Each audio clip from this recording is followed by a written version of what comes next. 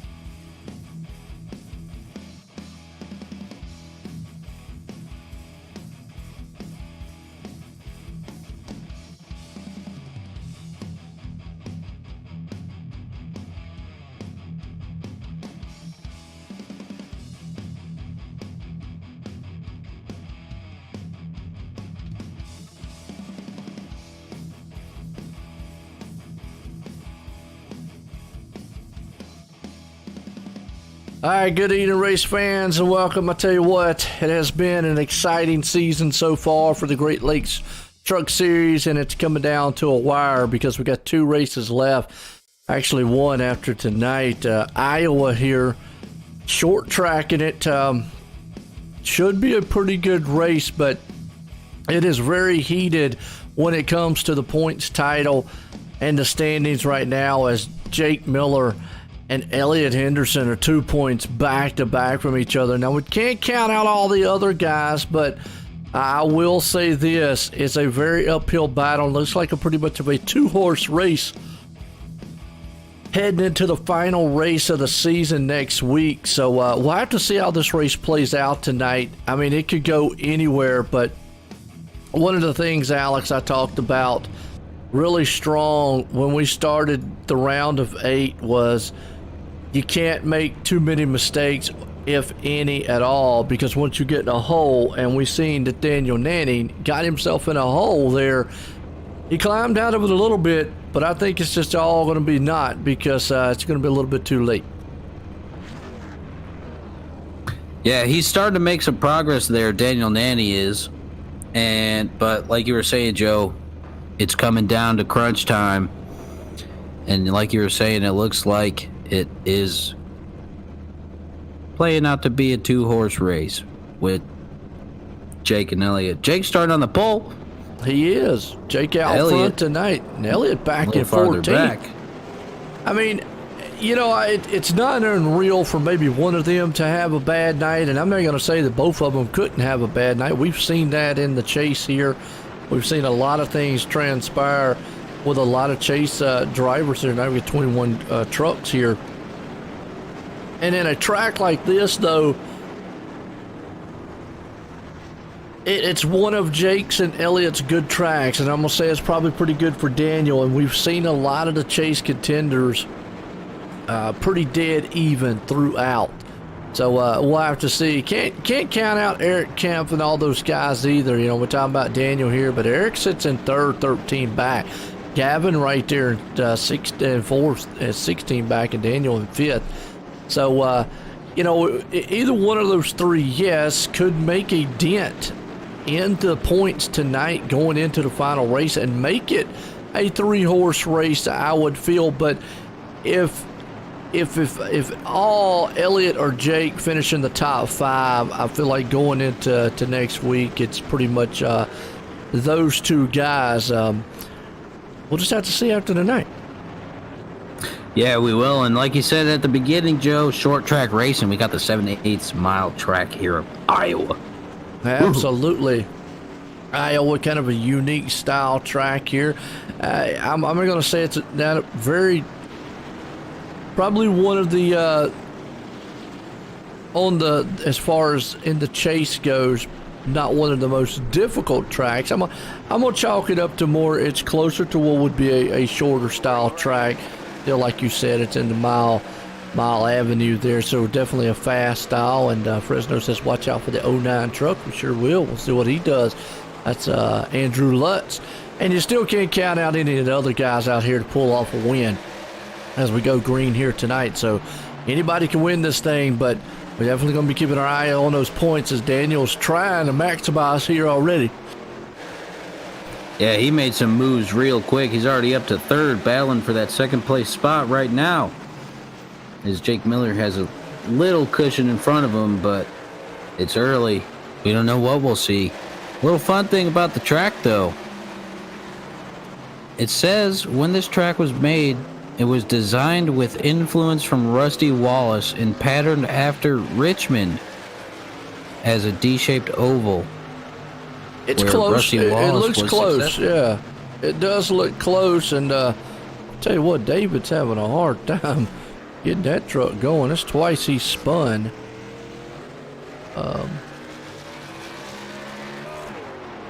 If he gets it going this time straight.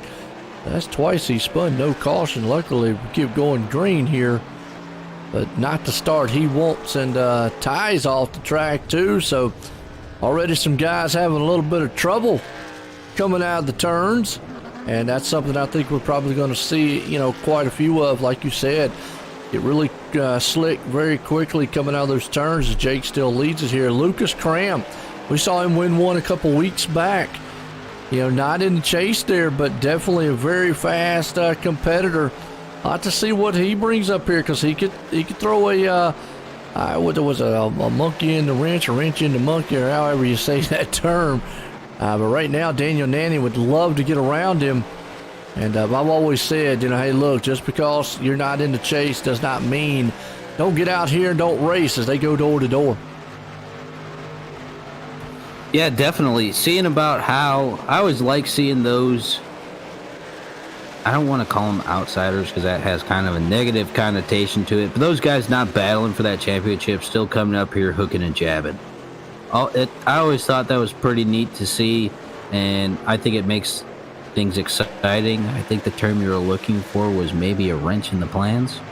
Yeah, something like that. Yeah, there you go. I mean, hey, one of those terms. Elliott already moved up to 7th right now. He's looking to try to get up here, and this is what I talked about before the race started, was if Jake and Elliott finished pretty much top 5, top 10 or so, it's definitely going to be that 2-horse race going into the last race next week. As I see a truck already there. You know, you talked about Actually, I would put this track close to also what Kentucky is too. Like it almost is shaped kind of how Kentucky Speedway is, as you can see how it, it's not quite as D-shaped as what Richmond is.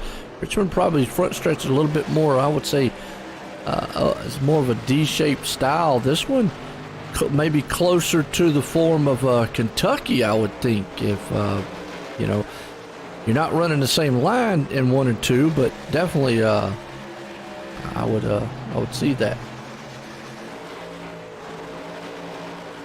Yeah, I'm looking at it right now, trying to get a nice little overhead.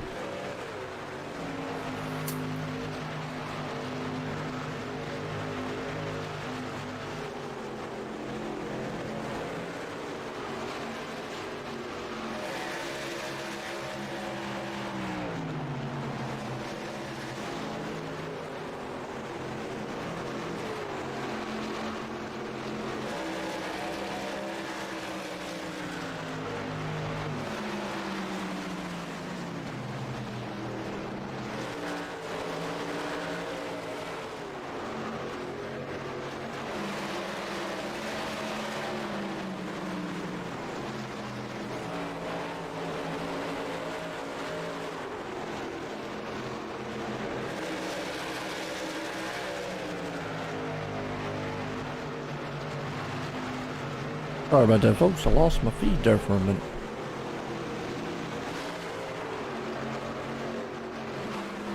Still there? I'm here. Alright, sorry about that. Lost feed there for just a second. I didn't know what happened. Another monitor kind of went crazy on me there, folks. Sorry.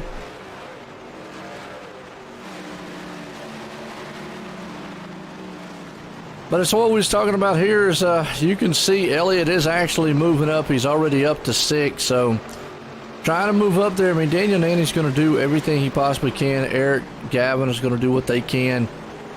But last week, or actually a couple weeks before, Daniel put himself in a really huge hole coming into the races there, falling off. And I said that once you do that, getting out of that hole is going to be very, very difficult.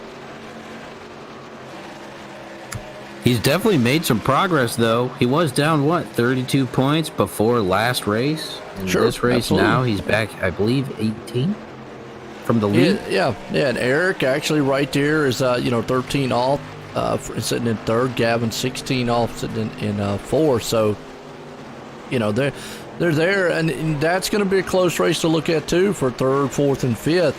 Between those three, as we're talking about the top two right now, and Jake obviously out front trying to maximize how many points he does right now as he's leading. Got a pretty good lead over Daniel Danny. As we look where Eric Kemp is right now, he is sitting in 9th place. Shane Neiswanger sitting in the 10th spot. And Gavin right there behind him in 11th, who's got a couple machines back there doing some battle. Lewis Woodell, Aaron Douglas, they're going to go side by side. Charles Whibley, he's going to get the mix there along with them. Yeah, these guys, I was kind of expecting this here. Definitely a little spread out field. Usually you'll get that at a track like this. And then you got some heated battles going on, though. Sometimes they've been going on for a couple laps apiece.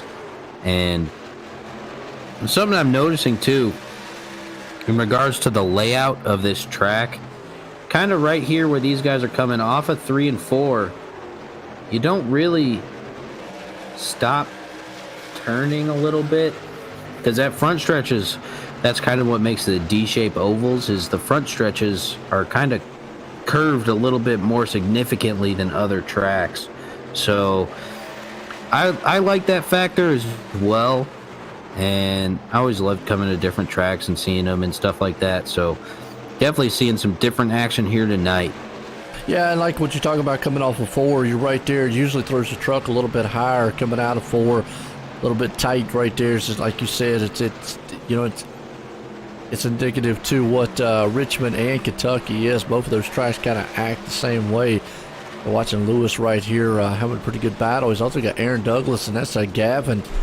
They're around the 12th place spot. And the back up front, I'm going to tell you what, Lucas Cram, he's not done with Daniel Nanning. He wants that second place back right now. Luke is definitely a fast customer out here, and one to look forward to if he steps up next season to try to maybe run the full truck series next season and see what he can actually do out here. Would be definitely interesting because, he just came on strong for the last couple races. He only ran, maybe 2 or 3 races, I think, so far? Yeah, I think so. I think he was I'll call him a late bloomer here in the truck series for getting up and actually racing. Definitely is, but, definitely a fast one. And, I talk about iRacing a lot and just looking at his right there, one of the tops. He's close to that pretty much at pro level and so forth. And I think we mentioned that before. I mentioned it to him, and I think that's something that he's actually trying to go back and look into doing and so forth and so on. But right now, looking pretty strong, sitting in third place spot. Brandon Prikuski, I'm going to talk about him several times. He's got the Napa know-how machine out here in fourth place. Christopher Heller, who actually did quite well, but he got into some trouble the last couple races. He sits 6 in the points right now. Now, he could leapfrog Daniel Nanny. That's, they're close enough with each other there that he definitely could get up here, cause a little bit of noise between those top 3 guys that he's battling with as he's sitting there in 5th place. He absolutely can, and like you said, he got into some unfortunate trouble the other race. But here's Elliott right behind him, too. Right? That's Elliott. Yeah, it is. It is. Elliott Henderson right there on his back end coming up. I mean, Elliott started back at a 14th place spot, already up to 6th, so he's made some ways. Remember, they were talking last week when we interviewed them. They said that Iowa was one of their best tracks, and Jake right now is definitely showing why. As he's trying to extend that lead. He's out to 1.5 seconds right now. The battle's still on back here. Daniel got his hands full, though, with Lucas Cram. Cram takes 2nd place. Brandon right there sitting in 4th. Heller in 5th. But Henderson trying to close in on those guys. He's got a contest there with Christopher Heller first. Right, and he's made some leeway. I mean, from starting 14th, coming up, now he's in 6th. That's what he needed to do so far, and he's pulling it off. He doesn't want, as much as from an owner aspect, he would like his team to succeed, that being Jake and Chris as well as Eric Kepf. I believe all 4 of them are on Elliott's teams. He would like to get a little piece of the pie himself. Yes, he would, and definitely got a huge team out there, split second, so forth and whatnot. As right now, good battle here. Marshall Williams hanging on to 14th place. He's giving Gavin a shot there on the inside. They're going to go, and Gavin gets in the wall a little bit, scraping it. Has to bounce off. That's just that common truck gets a little tight, gets up there, and the top side keeps going and going and going. And it eventually comes and bounces off the outside wall. Yeah, I don't think we'll see it as frequently as we do, say, at Darlington. But here, you could expect it a little bit. I mean, like as we just saw with Gavin, he was cutting it close there as well. It looks like that might have to do with Justin Binda right there up underneath him. You got some good-looking trucks here tonight, too, man. They do. Seeing that's some of another them? thing, yeah. Jake's got a different one. Justin Binda's right here. Oof. Jake's got a really nice one there. He's actually got the U.S. Air Force machine out here tonight. Sporting. Normally he has the Mobile One machine, but tonight he's got the Armed Forces out here, looking very sharp. There in the U.S. Air Force machine. Still got the Mobile One on the back end of it. As Lucas Cram back there, he's the Valvoline, and Daniel Nanning still with his new sponsor there, Rocket Racing. But man, I tell you, Brandon Prikuski's already moved up and right there battling him, as it looks like Daniel has slid up the track, caught that right side of the wall some, which is normal to happen here. It's really easy to do on a track like this. It definitely is, and Brandon Perkuski's had a quiet last couple races. I believe he's dealt with a little bit of on-track issues, as looks like they're rubbing a little bit.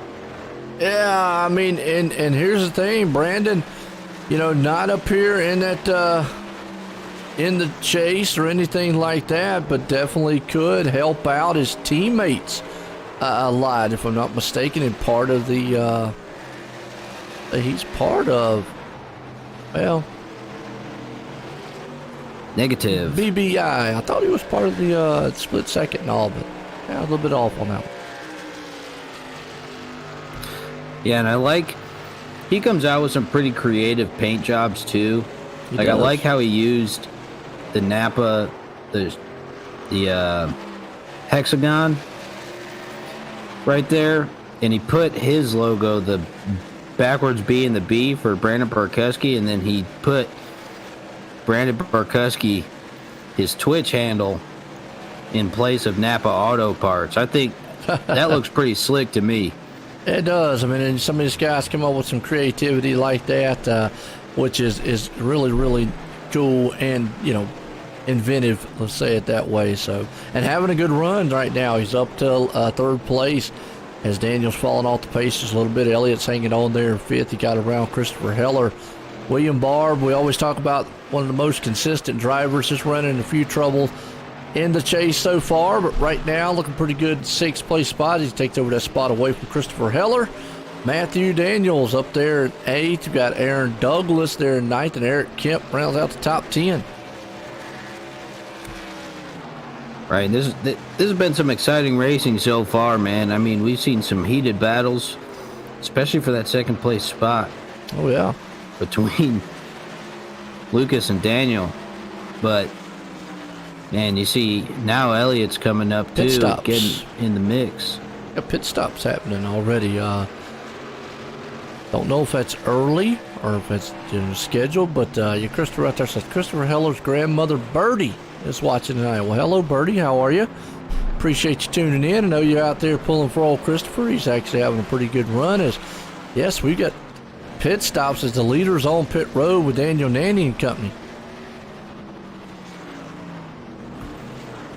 All right, I wasn't really expecting pit stops this early, but I guess that's how everyone's pretty much rolling tonight. I'm with you on that one. That is pretty early. You got Jake Miller right here.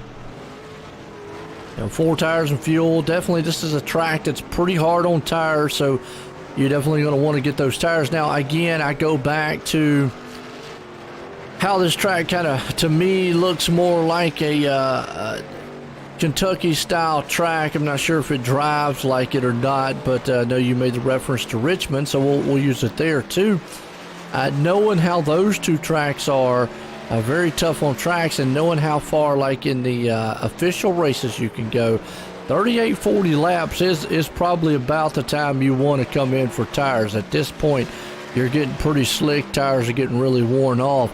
So I would say, yeah, I'd say around about this time. I said they probably could push it to 40 laps, but you see Jake Miller right there pitted at lap 37. I think he could push it a little bit more. Usually with the first pit stop, they try to kind of pit a little bit sooner than what they need. Right, now that they got a feel for the track, especially with these green flag pit stops, we're going to see some spread out racing, because that's what happens with those green flag pit stops. You're going to spread some things out a little bit. Oh, absolutely. And you're right. I mean, that's the one thing we talk about week in and week out.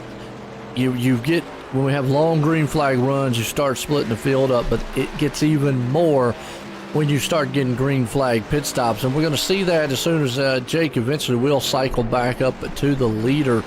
Now, Lucas was able to stay with Jake there, but the one who really lost a lot of time, and I think it's due to the fact he might have done some optional damage repair, was Daniel Nanny, because he had a 17-second pit stop. That put him right there in the clutches of Elliot Henderson, who was right on his back deck lid trying to take that spot away, but he's the one that lost the most time, and he's a solid 9 seconds, almost 9 seconds back from Jake. And, unless he just really starts picking up the pace, it's going to be a long way to try to catch him there. But Brandon Perkuski, to kind of see what those green flag pit stops do. You can see Brandon lost. He's back in the fourth. Lucas is probably the only one that's been able to hold on, as we saw. Car looks like it's down. Marshall Williams went off the track, came back on. Yeah, it looks like he's just hanging out down low a little bit. See if he can get this thing back under wraps. It looks like now he's rolling. Well, I'll tell you what, Lucas Graham right now trying to run down Jake Miller. He is right there on his back deck lid. Good solid battle for the lead right here. As a lot of this pit stops have cycled through for the first time tonight here. Green flag. We see Lucas now closing in on Jake. Nobody's been able to do anything with him all night long.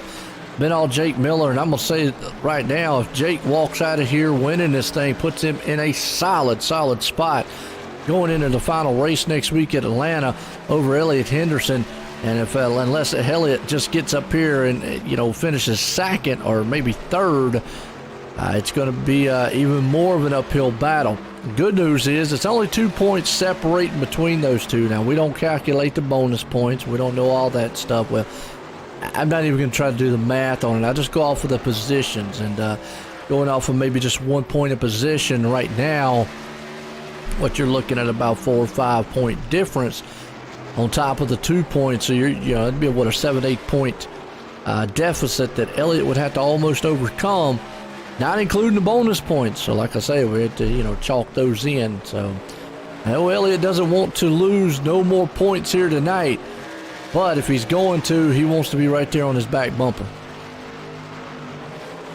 Yeah, and he's going to do what he can to get up there. As now he's challenging Daniel Nanny for that spot. Just picking him off one by one. That's not exactly what Daniel wants to see.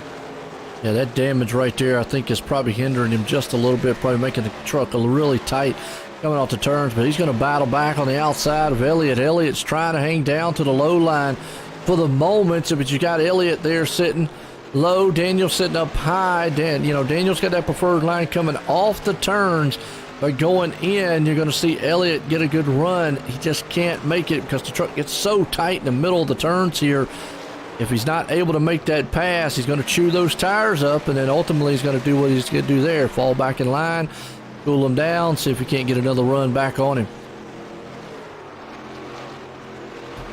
Right, and if this battle keeps going the way it is, with Elliott having to deal with diving down low like that, because Daniel's not going to give up that preferred kind of line where he's chilling at.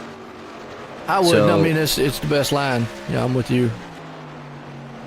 Can make Elliott eat up his tires, like you were just saying, Joe. Oh, contact right there. He pinched him down on the inside, which again made Elliott lose a lot of momentum. And this track, can be based on some momentum. Richmond is. You've got to keep it going through the turns. And if you lose it because you get so tight here, it puts him back there in the clutches of William Barb. Actually, William's a little further on back. My bad, about 1.5 seconds. So puts him in the clutches of some lap down machines right there. But that's not what Elliott wants to see, because I think if you look in the big picture, or the big scheme of things, Elliott has more to lose here tonight than Daniel does. Daniel already knows he's in a hole. He's probably got to be a little more aggressive, and probably right now just has to think about, hey, look, I gotta come out here and maximize points. Now, here's what Daniel then wants to see. Lucas just made it around Jake to take the lead, and that actually will help Elliott too if Jake doesn't win the race, if Lucas comes out of here beating him. Right, because we know that first place position gets that 5-point bump. It does. Over yes, second it does. place. Yeah. So that helps in favor of Elliott. Yeah, if anything, that's right. Elliott's probably going, yay. He's cheering on Lucas and Brandon. If he can, Brandon can get up there anywhere close, which right now Brandon's about 6.5 seconds. So it's really a two-truck race up front between Lucas Cram and Jake Miller. Obviously, as long as it stays here, Daniel Danny hanging on to fourth, Elliott right there in fifth. So Yeah, if anything, Elliott's going, hey, go, Lucas, go. Don't let Jake win this thing because that's just more the merrier on the points and so forth. Right, those guys got it locked down up front. They both got very fast trucks. But I don't think either of them is going to go down without fighting the other one for that win tonight. Oh, absolutely not. Got Christopher Heller still hanging on right there to 7th.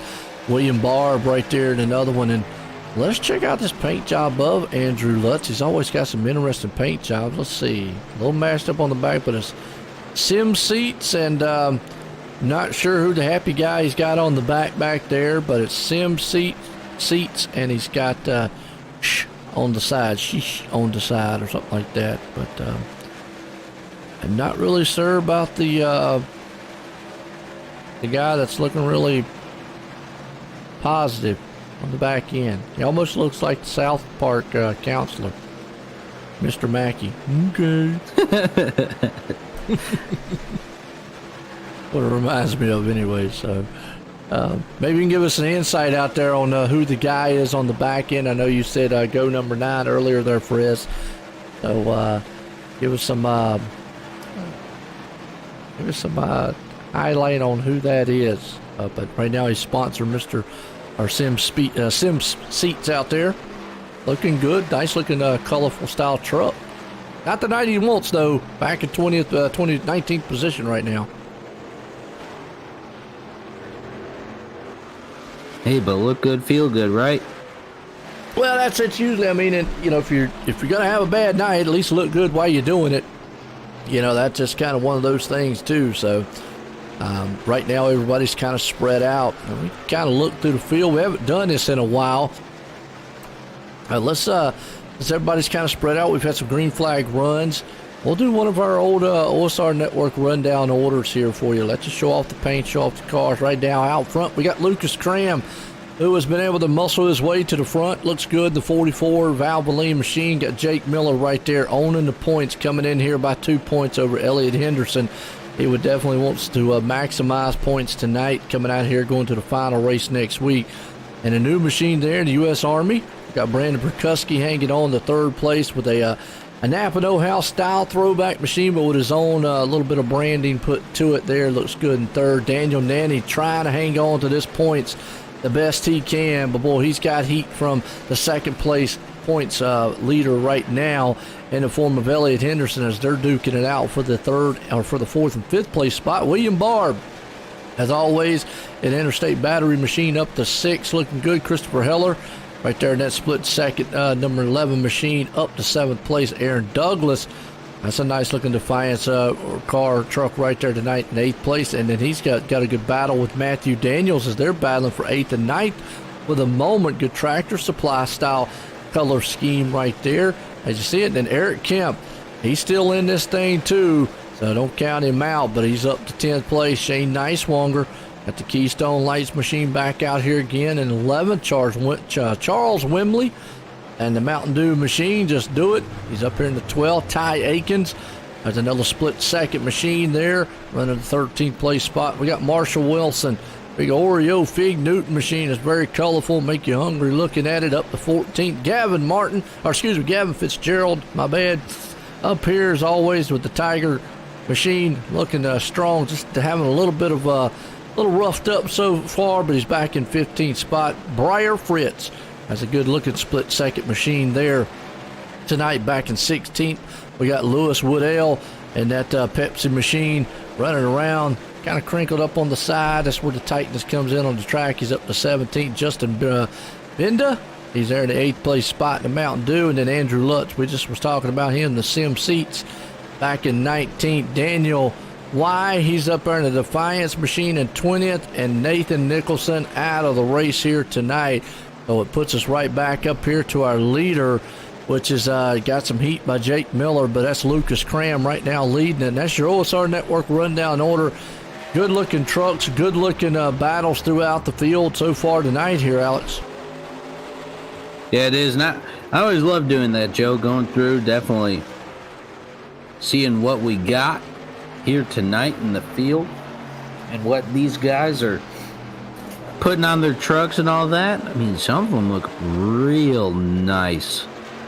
Absolutely. What's up, Doug? So, how you doing? Chris, how are you? Looks like Dover. Don't think it drives like Dover. That's the thing. Out there they're saying it looks like Dover. This track just reminds me, like you said earlier there, Alex, I think it reminds me more of Richmond and more of a Kentucky-style base. We got a battle up here still. And Chris out there said that Jake's paint is an old DEI paint scheme from back in Michael Waltrip. Okay.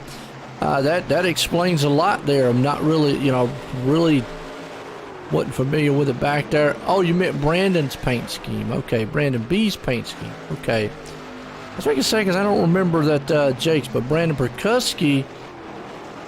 Well, yeah, it's Napa. Yeah, I remember that back in the day, Napa machine. I know it's a Napa, so yeah. But he put his own little spice on it with the Brandon Perkuski branding to it. yeah, coming to think of it, as I recollect throughout the season, Brandon Barkowski does run a lot of Dale Earnhardt-esque paint schemes. Yes, he does. And loves them. So, there you go. Well, these two still have been battling up front, Lucas Cram and Jake Miller, and again, pit stops. So it's looking about 35 to 37 laps. I said 40 earlier, but it's looking to be about 35 to 38 is where these guys can go, which actually William went 39, Elliott went 39, so I'm going to say they probably could go 40. Actually, Breyer went 40, Lewis actually went 42, so, and then Andrew Luck went 43, so, yeah, I mean, I thought they could go 40 laps or so here on these tires. Normally, they kind of go a little bit less, but you can already see Elliott's made it up to third place. He made it around Daniel. Williams made it around Daniel. Daniel's just falling off the pace. That damage is just too much, and this is kind of how his chases went. He came in red hot, but it's kind of fizzled out here with a round of 8 so far. Right, yeah, he did come in super, super hot and in pretty interesting fashion as well. We all know that. Came in literally sideways. Yes. But that was an interesting race all in itself. There was so much that happened. It was, yeah. That was that was Talladega style race, and we've had, several of them, and you're right, but it's just not been the chase he wanted. Obviously, he is the Cup Series champ here in the Great Lakes Cup, Cup Series. He just won that one. He would have loved to have put 2 and 2, but still to be in both of them and be competitive like this. As you see, our leader, Jake Miller, on pit road right now. So with Jake pitting like he is, going to be interesting if this thing goes green the rest of the way on how the pit strategy is with Elliott. But Elliott's opting this time to come in a lot sooner than what he did the last time. Yeah, we're seeing some sideways. Pff, that's not the word I meant. I meant different pit strategy a little bit. Some stretching it just a little bit farther. And some yeah, I mean, it's definitely going to bring up. Trying to do the math on the top of my head. I'm going to say that they're going to have to do, 2 more stops? Easily, I think. Let me think about it for seconds. We're at lap 70-some. We're at lap 77, 25, roughly about 22 to the 100. And if you add another, say, 20 onto that, it's put us at 120. Yeah, I would think it's going to put us right there at whether or not you come in And obviously the caution throws all this out the window. But that last pit stop, if you know you're going to have to take it, one, you know, depending on if it goes green the rest of the time, one, you want to be able to make that pit stop to where you've got enough time to make up some ground. And, you know, you definitely won't want to put yourself in a hole. As you can see, Jake Miller was able to get back out in front of Lucas because he had a way better pit stop. Jake had a 14.33 to a 15.20 on Lucas there, pit-wise. That's a pretty fast pit stop. Absolutely. Every time we say pit stop, I want to say it like little Luigi does from Cars, where he goes, beat stop. Yeah. Beat stop. I can't get the Italian in there. I'm too much Southern, but yeah. You can see right now, Daniel made a pit stop right here. Problem is, he back in 12th. Trying to look, his pit stop was really good, but how he ended up being back way off the pace with a lot of these guys. He pitted at lap 77. They pitted at 75, but it's found him in a hole right now.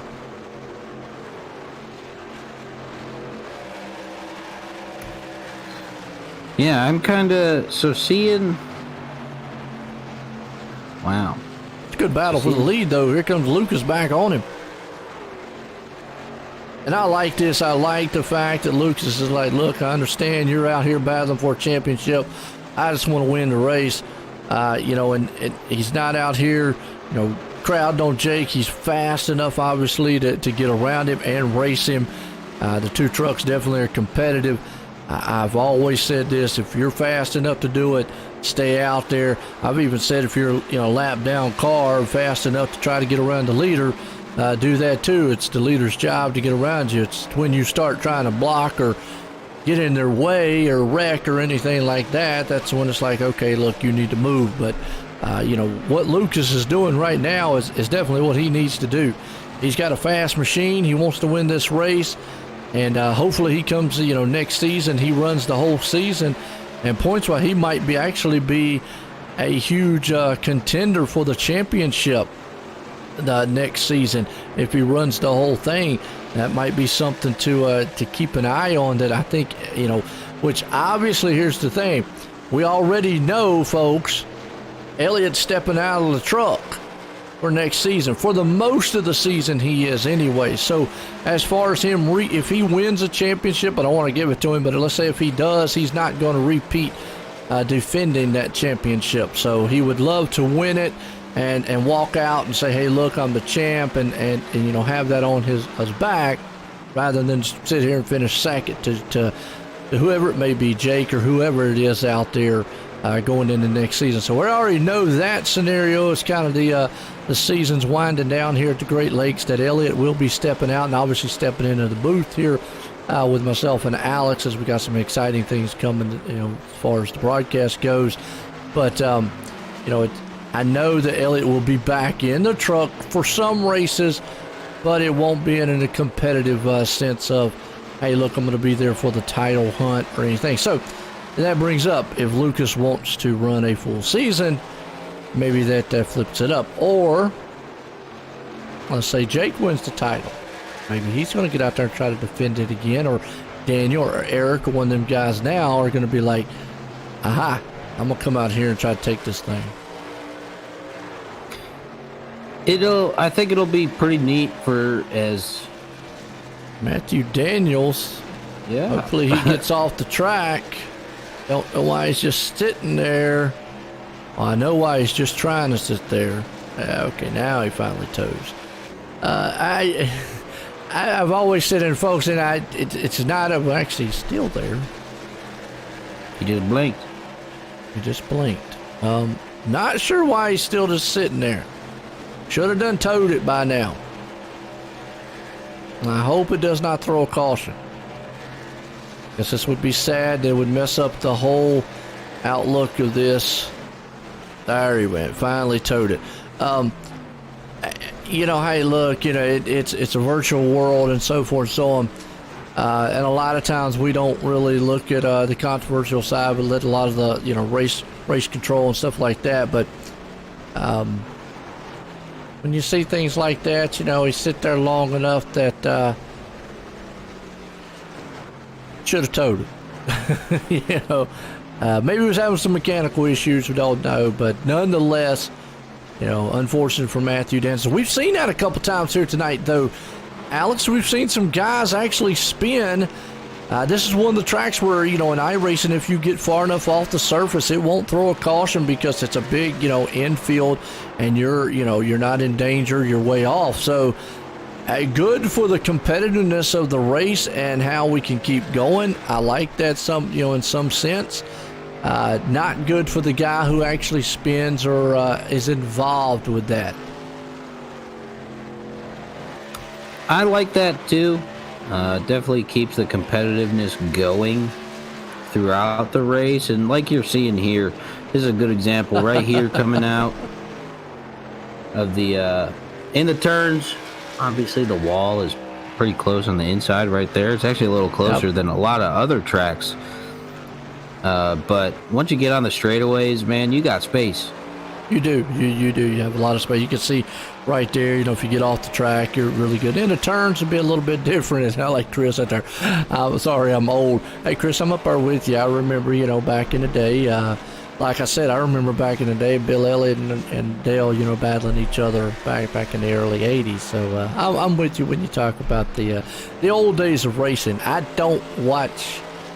Unfortunately, I keep up more with iRacing than I do with anything. Now, I do get highlights and the tech stuff in NASCAR, but I really don't watch a lot of it anymore because of personal opinion. Let's just say it that way. It's not that I don't enjoy racing. I really, really do enjoy racing, but wish they'd leave a lot of the politics and political stuff out of it and just do racing. So that's why I don't watch it. I keep up with what's going on tech-wise, what's going on with track-wise, what's going on with team-wise, stuff like that. So you can get all that stuff online and maybe catch I know you mentioned a couple times there, Alex, you can catch a podcast or catch news update somewhere along those lines. And then obviously I keep up with what's going on with iRacing, the Pro Series, and here and there with a lot of guys in the leagues that we do, and how iRacing interacts with the real world of racing, whatever genre or series that you want to run in, and so forth and so on. Right, and I don't want to really go into all the extracurriculars of NASCAR. Let's and on it. I mean, I just I love racing. Racing is racing, and I like coming out here. I like these guys on iRacing week in and week out. Bring out some very exciting style. I mean, just like here at the Great Lakes Cup Series, Truck Series, the Cup Series too. Matter of fact, they bring out a lot of great racing and a lot of great storylines, like we're talking about with the points battle here tonight coming in. I mean, coming into this chase when we started it, I wouldn't have dreamed to say that it was just going to be almost a two-truck style race coming into the final race. I would have said for sure you've got some heavy hitters that are going to be there. Philip Bedford unfortunately got caught up in a lot, and right there, contact between the 9 and the leader, so almost disaster. We talked about that before when we talk about the leader passing lap traffic, that anything can happen. It's like danger lurking around every corner, and we've seen a couple times tonight a couple trucks just get side by side and kind of do like a side swipe. Yeah, we saw it a little bit with Daniel Nanny and Elliott Henderson as well earlier. That was a good example of it too. And now, I mean, Elliott's sitting in 4th and Daniel Nanny's sitting in 9th. First truck, a lap down. But it could really throw off that momentum a little bit, especially if you get the wrong end of that contact. It does. Maybe both of you can. Yeah, you don't want to get too much damage here. I mean, even though this is a, it's not a huge track, still aerodynamics is going to play a factor here for this place. I'm going to consider this place more of a short track because I look at Richmond as being a short track. Some people don't look at Richmond as being a short track, but I know we've had this discussion a million times. Me personally, anything a mile or less is a short track. I know people say it has to be 3/4 of a mile or less. Okay, I'm not going to get that scientific with it. To me, a mile or less. Okay, that's short track. Yeah, I'm right there with you too. I think anything a mile and under is a short. I'm just not going to get very track. scientific. I mean, hey, look, if you think 0.994 is a short track, just if it was 5, I'd have to round up. But it's a short track, and then anything up to that is big. Hey, go for it. But now I blew everybody's mind with math. You got Elliott Henderson here breathing out the back of Brandon. That's for third, and I'm going to tell you what, this is exactly what Elliott needs to do. If he can't get up there and lead any of the laps or get up here and maybe win this race, a couple scenarios. One, he wants Lucas Cram to win the race. Obviously, that takes away, like you said, those bonus points away from Jake winning this race here tonight. Two, he wants to be in that third place spot because that's one more position he don't have to worry about. Sure, he'll lose a little bit of points to Jake, but it's only going to be maybe a couple points instead of a lot. So there he tried the outside and just not working out too well. You don't want to beat that wall down too much. You'll beat that right side up. Right, we'll see now as he ducks under Brandon Burkuski. See, last time he did this, well, Daniel Nanny was down on him a little bit tighter. I was going to say, didn't end up too well for Elliott. He lost a lot of momentum after they connected. And now he's still racing Brandon Burkuski side by side. Yeah, I'm going to say he should be able to make the pass, which Brandon's going to run him. See, that high lane's got a pretty good run coming off the turn, but he's got a better one going in. He definitely does, and seeing how, I mean, this is a good battle we got going on.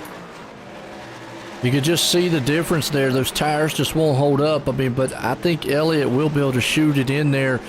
And if he could just maintain just like he did right there and be able to scoot up the track, he'll be able to make that pass, and he was able to. So that's kind of what he needed, was to just get just a little bit past and be able to let that truck drift up the track, kind of maybe in the middle coming off.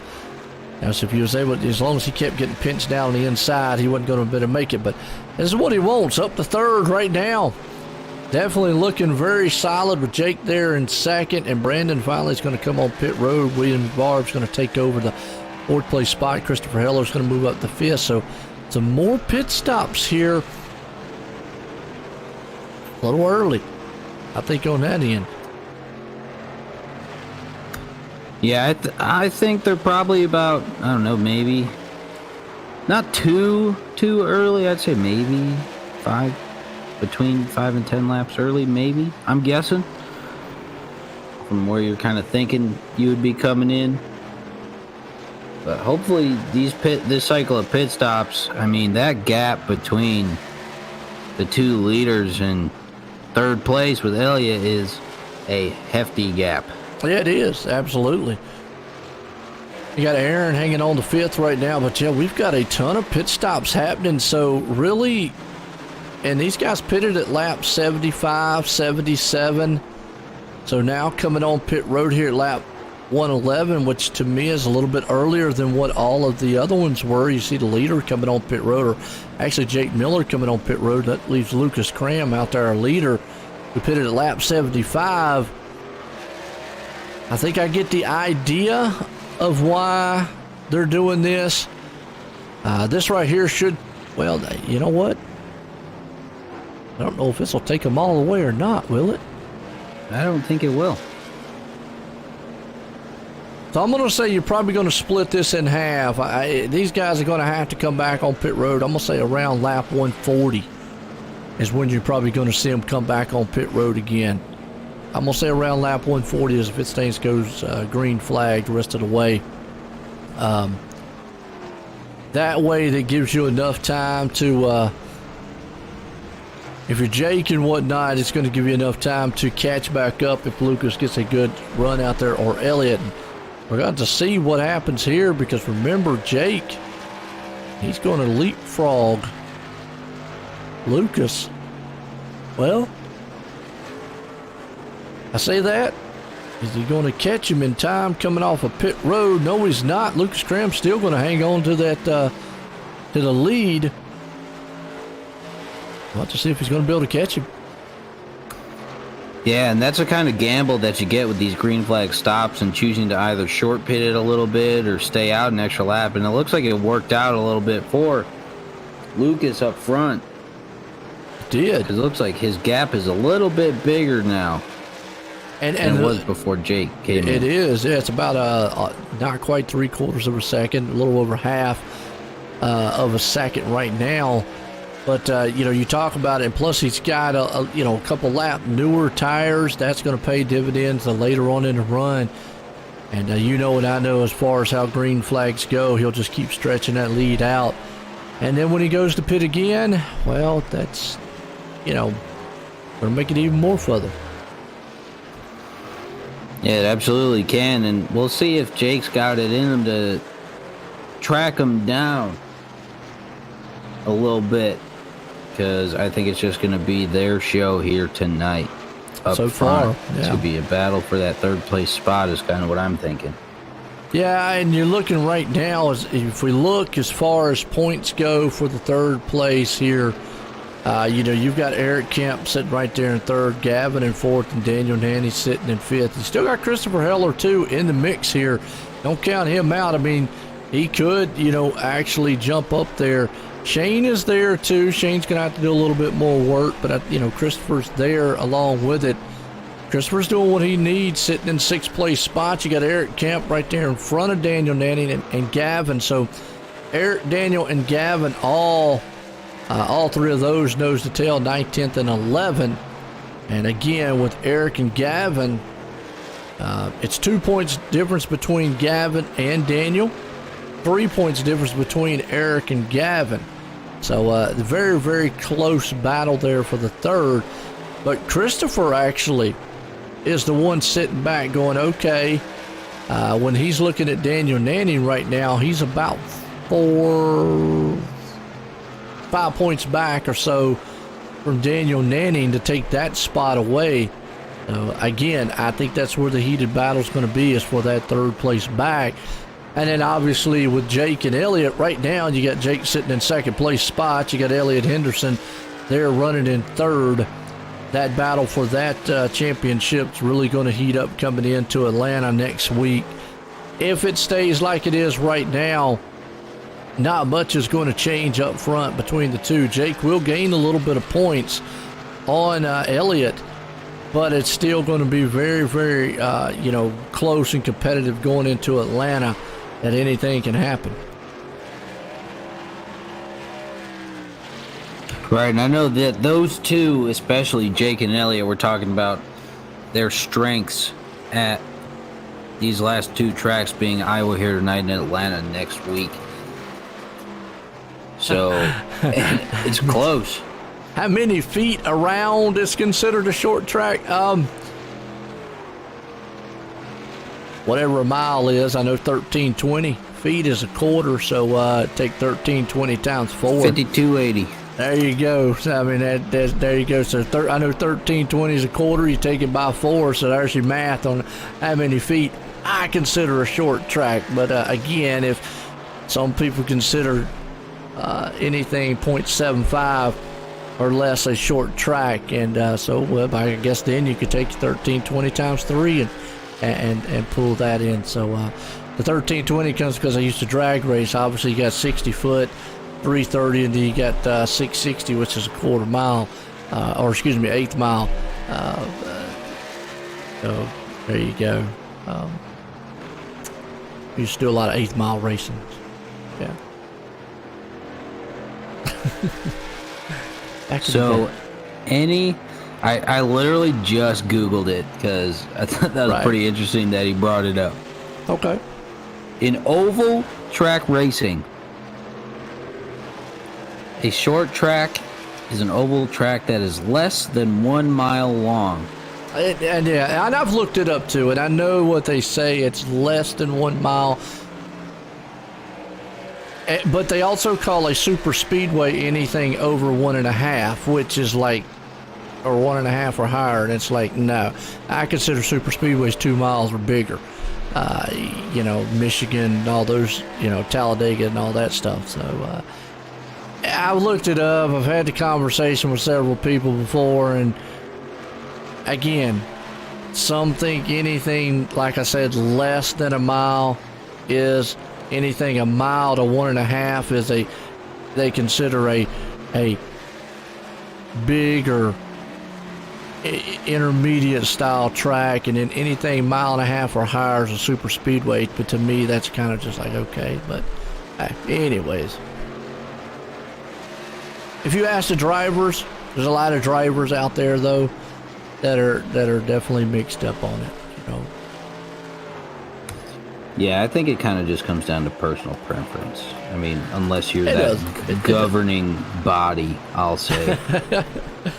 Yeah, and or you're just really OCD over it. But I know I had one guy, he was in the booth with me, and he was just very adamant on, oh no, short tracks are less, because I drove him crazy every time I said Dover was a short track or mile tracks was out. So I said, look, I just call them short tracks for the sake of. I just can't see saying Dover is a big track or a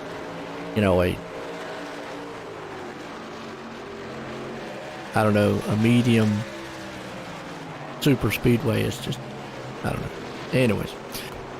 Well, I have the answer for all those OCD people. I have the answers right in front of me. Yeah, I mean, you can look it up on Google, and I've looked them up, and I've looked and saw, but then again, if you look up and you look at what the drivers say, there's a lot of drivers out there say what I'm saying. It's like anything a mile or less, short, anything, so anyways.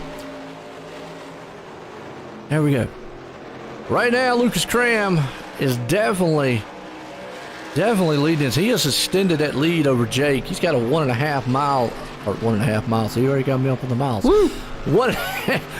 He'd be way around the track. He'd be lapped everybody. But 1.5 second lead over Jake Miller, who was maintaining right there in second with Elliott Henderson hanging on the third, and Elliott's doing what he needs. The thing about it is Elliott's way off the pace. He is 18 seconds back from the leaders right now. So, definitely if anybody wanted to see a caution, as you see Brian off the track, he got her down on not quite pit road, but he got off on the there's a little runoff road there.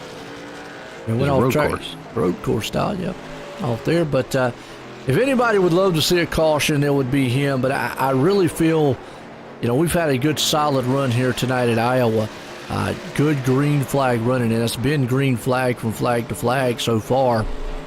I would, it would be, cool to see this thing go the entire distance green flag here, and it really would set up a great battle going into Atlanta next week.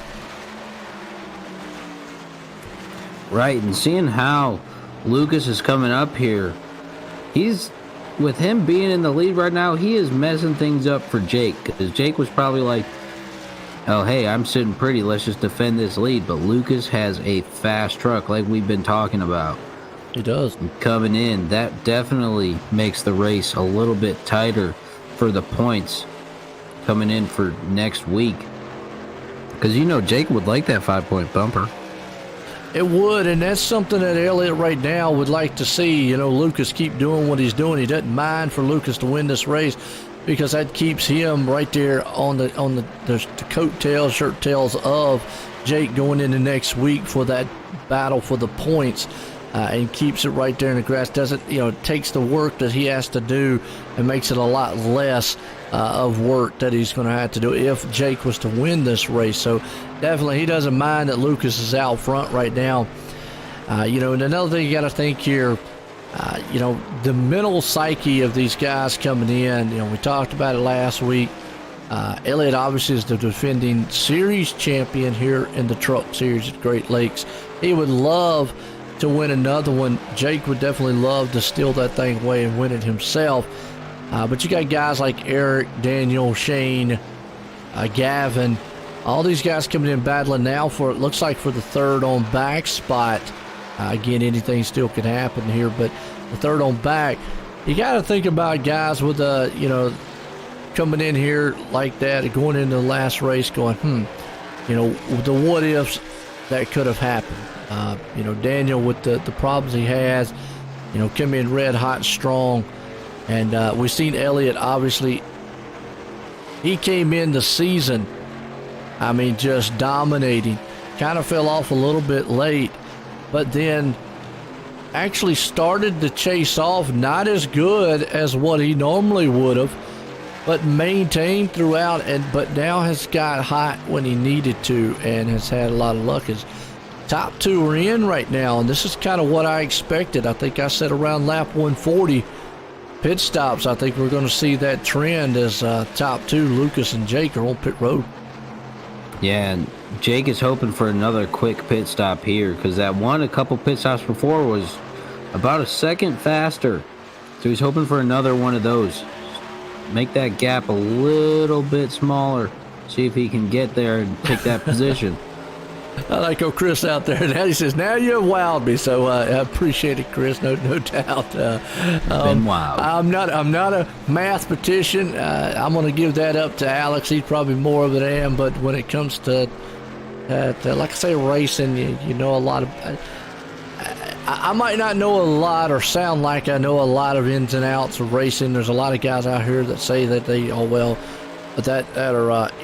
that they race in iRacing a lot, and just because they race a lot, people tend to say, well, they know a lot of it. But I think I can hold my own as knowledge-wise goes, even though I don't race week in and week out like I used to.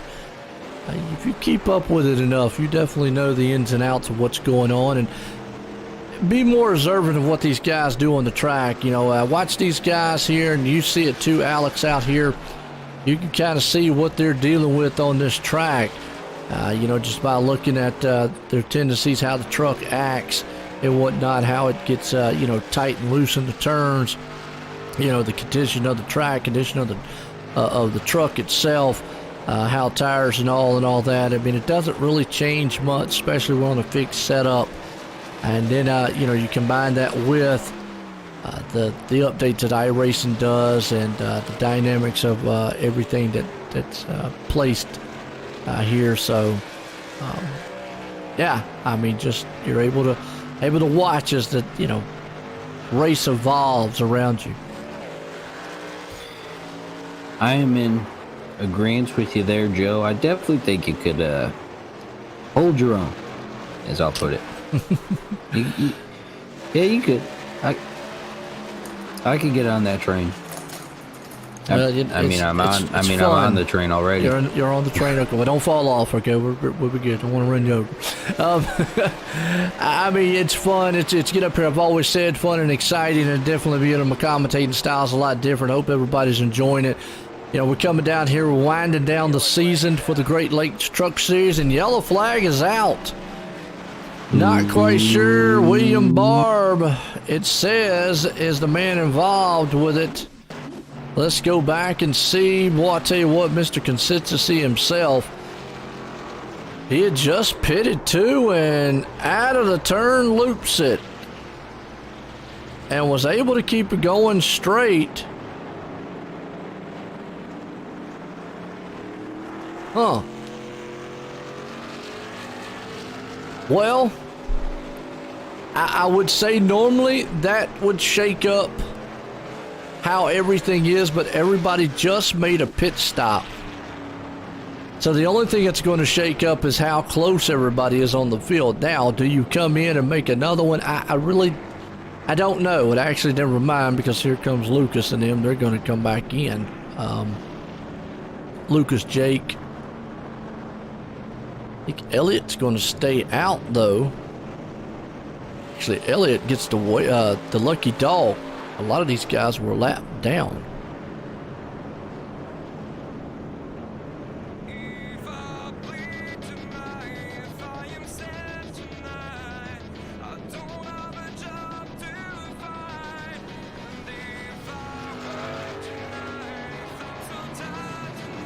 What happened? Checking. Sorry about that. Checking something. I had to check something out right fast, folks. Ah, the flying cone. Best to do it under caution. Check it out right fast. But, you know, the one good thing, it does put Brandon Perkuski out front. This does not help.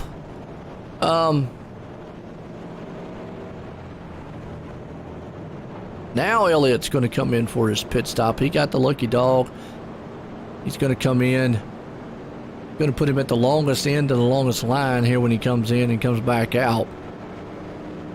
And we'll put him on newer tires and help him, but I was going to say that the caution actually really, yeah, it helps Elliott. The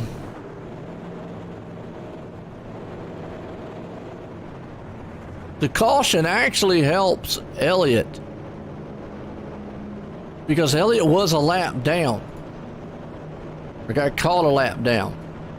I think he would have got the lap back no matter what. So, I'll have to see now what happens though, because he's going to make that pit stop. He's going to come back out here.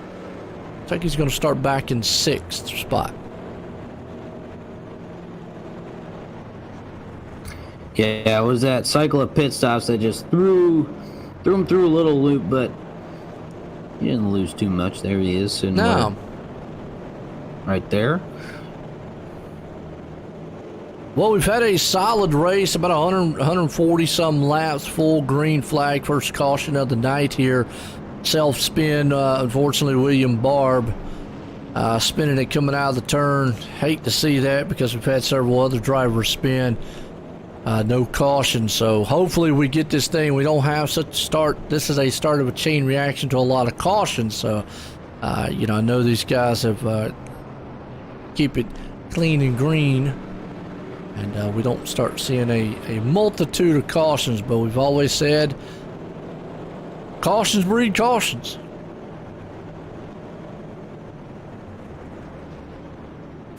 They definitely do. I mean, they've done a good job all night. Let's see if they can keep the momentum going. That's kind of where I'm sitting. Yeah, I think they've done a great job tonight.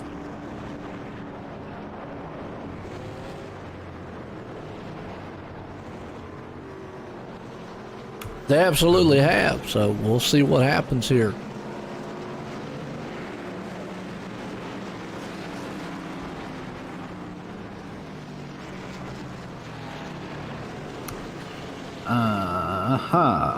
What's that? Ooh, look at old Shane. Shane, yeah, right there, popping fourth, up. or third, fourth. I think he'll be starting Third. fourth.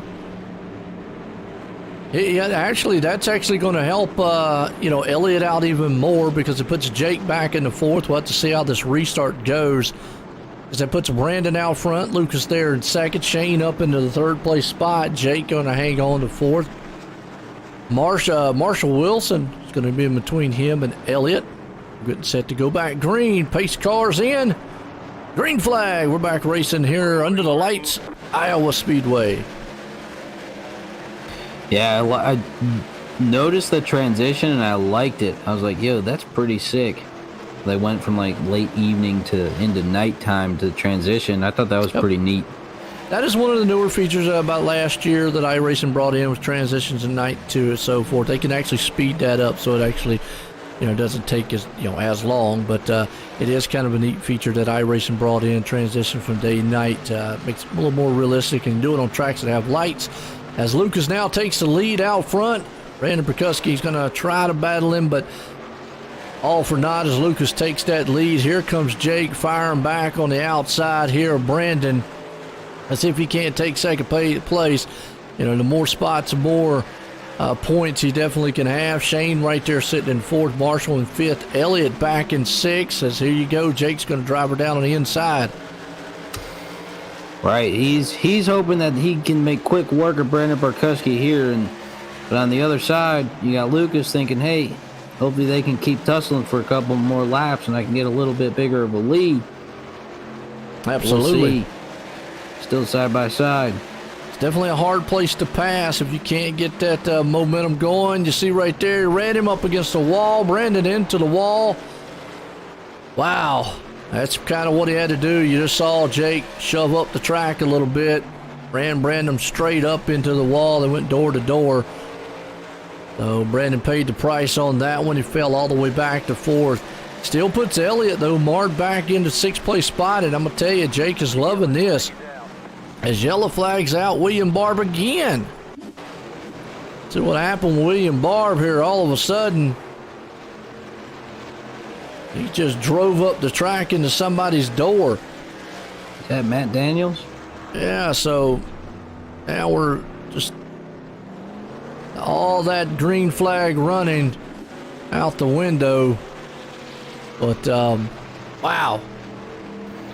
Flagman throwing that flag like he gets $1 million every pump. Yes, he does. I'm waiting for him to throw his arm right on out one time. They call him Barney. That's what they call him.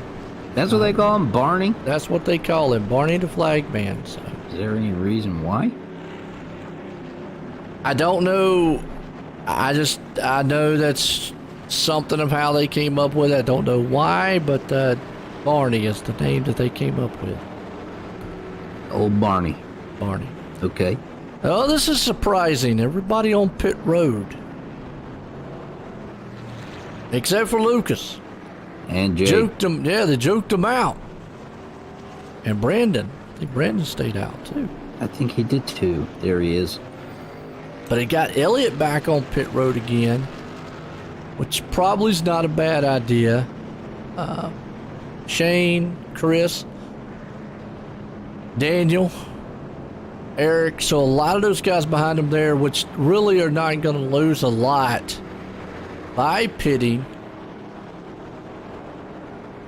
But I really feel that in order for this pit stop to work, they're going to need this thing to go green the rest of the way.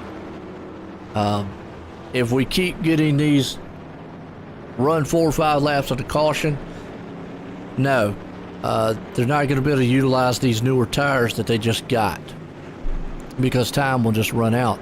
I think from this point on, they needed to go green. That way, Lucas, Jake, Brandon, all 3 of them start to kind of fall off the pace a little bit, and then Elliott will be able to use those tires.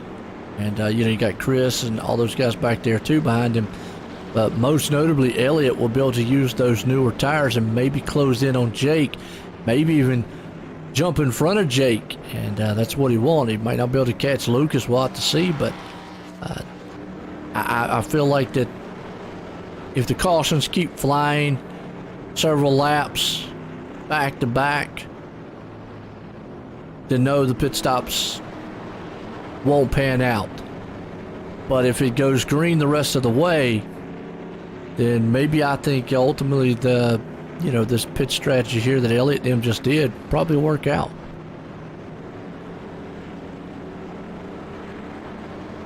I mean, he says he's still sitting there in 5th. We'll see how. Yep. We'll see how that works out, seeing as he's got a couple lap newer tires now. Famous flagman, Chronic said. So what is there, Barney, a famous flagman? I never knew who the flagman is. He somebody famous in NASCAR. Al has 2 wide. 2 wide's been pretty good for a little bit here. It's typical tight racing if you're on the inside, and outside has been the place to be coming off, but going in you could do it. Obviously, if you're on newer tires, it's definitely going to help. But I guess was there a famous flagman in NASCAR? Now Barney Hall, which is the announcer for MRN, I've mentioned that several times, is a guy that to me, it's just an icon of an announcer, and I take a lot of tones and a lot of stuff from. Just enjoy his style of broadcast and how he sounded. I've had a lot of people say you sound like Barney Hall, Dr. Jerry Punch Joe. Never forget, I did a VLR race one time, And the guy replied back to VLR and said, I didn't know that y'all had Dr. Jerry Punch as your announcer. They said, no, that's Joe White. Just sounds like him. So I go back to the older style guys like that, but never knew if there was a Barney as a flag man. I just sent you something, Joe, that puts it into perspective. It's a little 6-second video on that thing, and it really fits.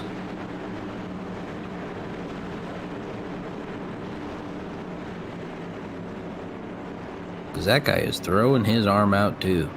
Goodness. Ah, okay.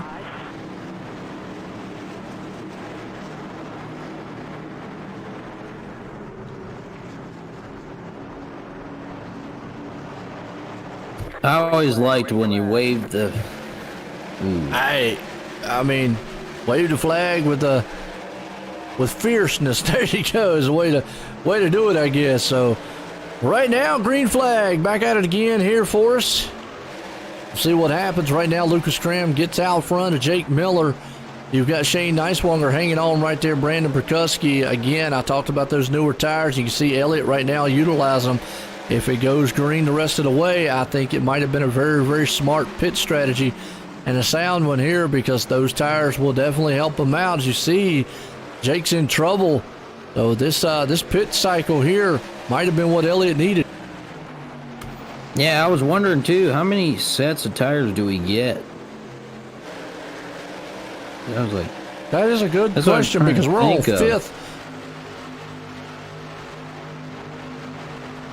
Elliott's made 6 pit stops. I mean, he's got more than enough, and normally that's another thing. Obviously, that's set by the league.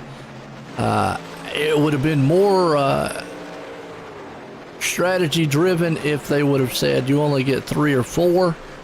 But it seems like they've got about 4 or 5 here tonight. So, which to me, pretty much, if you give them 4 or 5, you might as well just say give them unlimited, because that's just more than enough. But that's just me on it. So I like that strategy based more than anything. If you're going to make it, it definitely would have been, because with the long green flag run like it was. But right now, Elliott gets up to 3rd, and this is exactly what he wants. Wants to be right there on the back end of Jake. Just maximize the points he possibly can, and over time, if it goes green the rest of the way, I think the newer tires definitely going to pay dividends for Elliott. You can already see him closing in on Jake right now.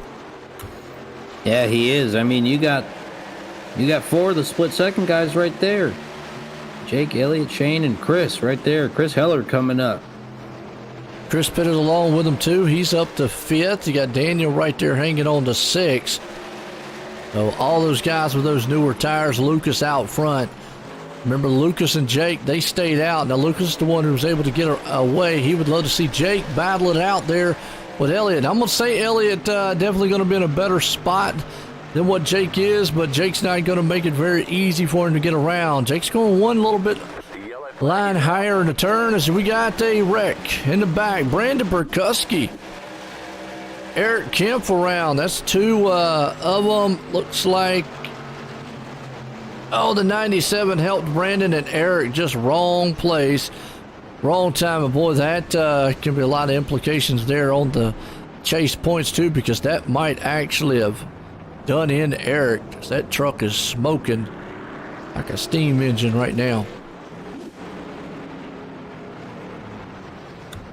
Yeah, and I think too, here now there's another caution. I think Lucas and Jake are still going to stay out. I mean, you kind of got to. And but with the less amount of laps coming down, is Jake coming down, or is he just kind of hanging down low? They're coming down. No, nope. They're not. I faked them out, and Lucas, Lucas almost got caught. Yeah, and that's a good call. I would, at this point, you pretty much made your bed. You got to lay in it. Lucas and Jake, as far as I know right now, definitely don't want to come on pit road, even though they know Elliott and all those guys are on a little bit better tires. The problem with it is these cautions do help them out, Jake and Lucas. I said if they keep coming. But you don't want to come on pit road now. Obviously, Daniel and them back there, but again,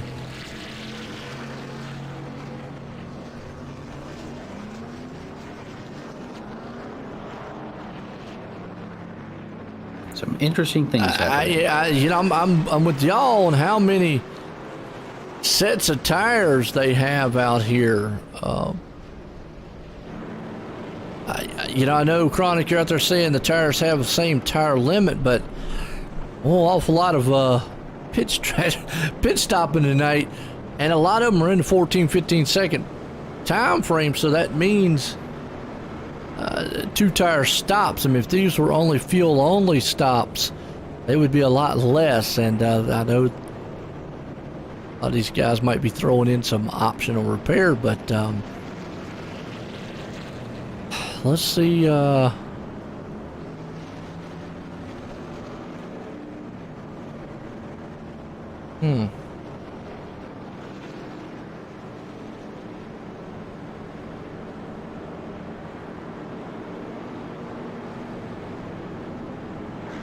don't know, Alex. That's, again, I like the shorter tire limits. They need yellows up front. If it goes green the rest of the way, I think Elliott's sitting in a better spot. If we keep getting these yellows every 4 or 5 laps, though, it's going to help out Lucas and Jake up front with those older tires. So we'll just have to see how it plays out. But again, there, Alex, I go off of, I would have rather seen more of a tire strategy. So I'm thinking they probably got 4 or 5 sets of tires, and if so, really, at that point, you might as well just say give them unlimited, because which is just my opinion. I mean, hey, look, we come up here, just talk, but if you're going to make a interesting strategy race, make it an interesting strategy race. Yeah, I like how, I'm right there with you, Joe. I like using the limits as a strategy. But do you think these guys behind them got enough to do it in if what? It We're goes going to come green to 4 laps? If it goes green the rest of the way, if it goes green and then we run a lap or 2 and a caution flies, I think Lucas and Jake is sitting in a pretty good spot still. Elliott and them really needed this thing to go green the entire distance, because you can see Elliott was starting to close in on Jake. What this does here is kind of breaks that momentum. Obviously brings William, Shane, Chris, and all those guys in the mix again. And unless Elliott can clear them very fast, which I think he can, he's still got to contest with Jake, which is really all Elliott. I know he wants to win the race, but that's really all Elliott probably cares about. Can I get around Jake? I mean, right now he's done his job. Get right there on his back bumper. Can he get around him, though? That's the other thing. If he gets around him, then Elliott's done his job. If he obviously gets around Lucas from that point on and wins the race, that's just icing on the cake. So we'll just have to see how this one plays out as the lights off on the pace car. It's set to go back green. I do not think this is a green-white checkered yet. We're still in the 4-lap market. No, we're not in green-white yet, so we're still going to have a solid 4 to go as the green flag does fly. And you saw Lucas got a lot better jump right there, and you're going to see Elliott get on the outside. And that is what Jake does not want to happen, as a car around on the back there. That's Shane Nicewonger. Oh, and I tell you, now this is not what... Let's go back on the replay, see what happened. 3 wide back there. Daniel Nanny got a feeling they probably just contact, but no, he just lost it going into the turn. And from there, caught another machine. He caught, looks like Briar Fritz, Lewis Woodell, David, Justin Benda and company all around. Ouch. Not the night that those guys wanted. So, yeah, now we will get into what will be a green-white checkered. And this is exactly what Elliott did not want. He wanted that thing to go green because you could see he probably would eventually got around Jake. So, yeah, I said before, in order for the tire to work. He needed it to go green. This is playing in the hands of Jake and Lucas right now. Yeah, it's working out for both of them pretty well. I feel like if it was going to go green, without these last 2 cautions, they would have been sitting ducks for those guys rolling behind them. But now here's Daniel Nanny 2 and 4th, making up as much ground as he can. And he's looking at the fact of Eric Kemp having a bad night tonight back in 15th. He's going to leapfrog and make a lot of room there. And also with Gavin back in 13th, you got to remember that's a battle for 3rd place there. If he knows he can't get up there to 2nd or 1st, he would love to come out of here in the top 3, going into next week. So he's looking to jump past Gavin and Eric, which, if we look at the points battle coming into this thing, let's take a quick peek right now. And remember, he's 5 back, or actually he's 2 back from Gavin, and it would only put him 5 back from Eric. And as of right now, I would say, again, without knowing, penalty points, bonus points, or anything like that, right now he should put himself in 3rd place by just position-wise alone, where Gavin's sitting at 11th, Eric's sitting in 14th. So that's what Daniel needs to do, and that's what he's doing. He's doing his thing now, and Elliot's doing what he needs to do. Definitely Jake's done what he needs to do all night long. Going into, obviously, to finishing out this race, but going into next week as the final race of the season. Right. But I don't think much can really happen that is not already, I think it's kind of set. Just Jake and Elliot. I think that's all we got. Unless they get hit by like a rogue asteroid or something next week. Well, and yeah, I mean, because Daniel right now, with what he's doing, will jump up to 3rd. He would still be quite a few points back from those guys, because Eric came in 13 back from Jake. It would still put, Daniel probably 16 points back, maybe a little more. Definitely going into the last race, it would be a total uphill battle. One that probably how Daniel would have to win it is Jake and Elliot both would just have to have a disaster race.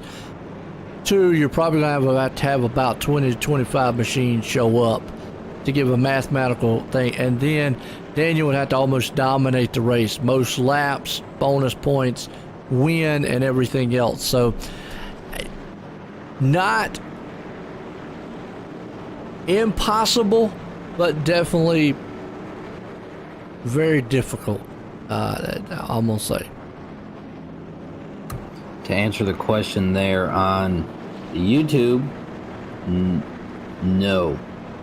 Once that white flag waves, as Joe likes to put it, they can kill each other. Yes, they can. If they make it to the white flag, it's done. iRacing will not. It doesn't matter if the whole field gets wiped out.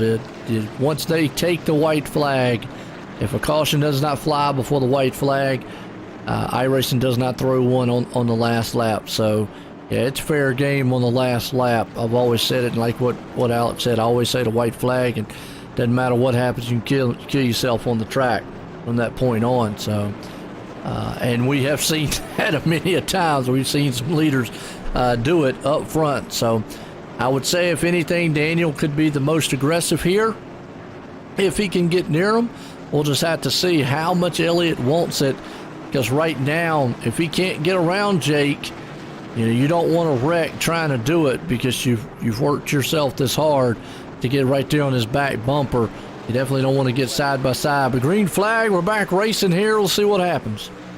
All right, looks like Lucas got a really good jump there too, and Daniel Nanny is being aggressive like you said he should be.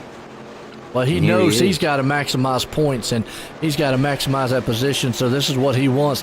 Now, definitely right now, He's going to throw that in, and he's going to use those new tires. He's got a way lot better tires than what Jake does. Jake's going to battle hard.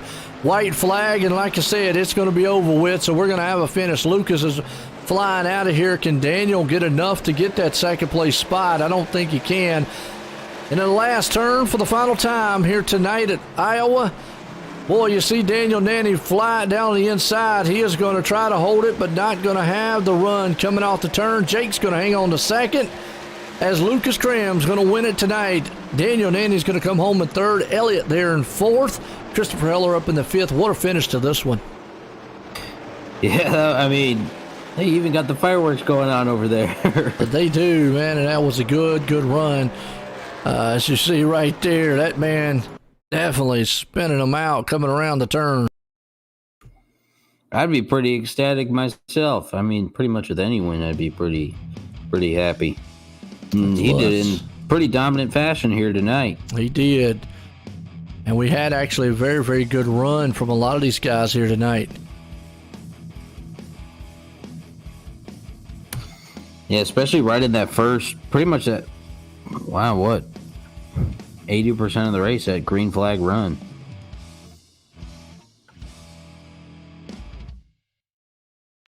And I know Elliott would have loved to have got up there and finished in the top three, but, fourth place finish for him, not bad. But let's bring up third place man Daniel Nanny and let's get a word with him. Daniel, it's Alex up at the booth. You got me? Yes, sir. Hey, man. Making some things happen. Jumping up some spots in the points. How you feeling after coming home third tonight, man? I'm feeling a little better after going a lap down during the first part of the race, but I'm happy I was able to come back and get to third place finish and gain some points on Elliott, but Jake, he probably had the championship in the bag, so I'm just hoping that next week I can come out in front of both of them, somehow get that championship, but right now it's looking very hard, and well, you just gotta be consistent, and I've been lacking on that so far this round of 8. Right, man, and like you said, you caught some trouble early, and you definitely overcame it, bringing her home in third place, man. Those cautions help you a little bit at the end, or what? If I would have had a few more laps, I would have gotten to second, but Jake had that high lane, and my first toes couldn't really make it happen in the bottom because he was very loose. So I am happy with my third place finish and coming out of here with the top 3, and finally building some momentum for the last race of the season, and hopefully I can continue this momentum going to the next season. Right, man, and it looks like you said, you do have an uphill battle for next week's race, man. I mean, coming into last week, you were down what, 32 points, and then you cut it down to 18, and now it should be a little bit closer. But like you said, man, you got an uphill battle ahead of you. Yeah, it's gonna be a tough battle.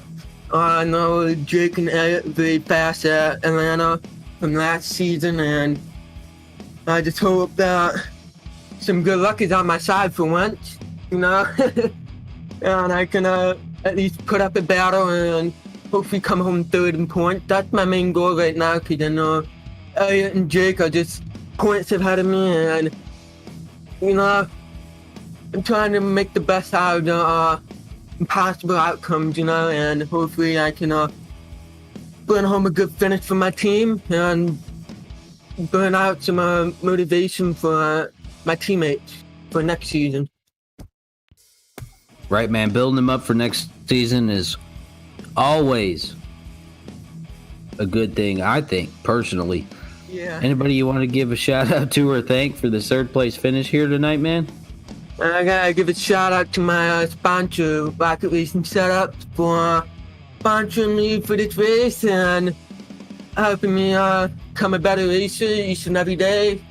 And I'm very thankful that they're on my side. And I have to plug in my code here. If anybody out there needs setup help, use code NANNY15 for 15% off your orders, and you get a discount.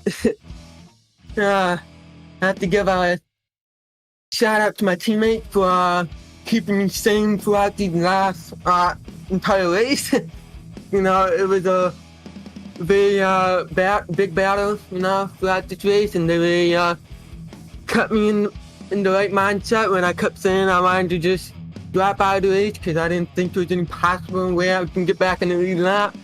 So I'm thankful for that caution for that. And then, yeah, that's about it.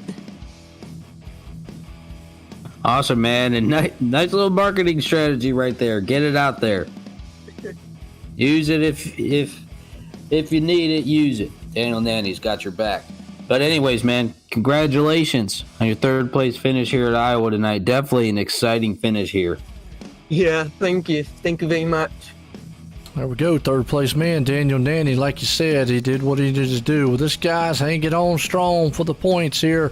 Jake Miller's bring him up, second place man tonight. Hey, Jake, it's Alex up at the booth. You got me? Yes, sir. Hey, man, so how you feeling after your race here?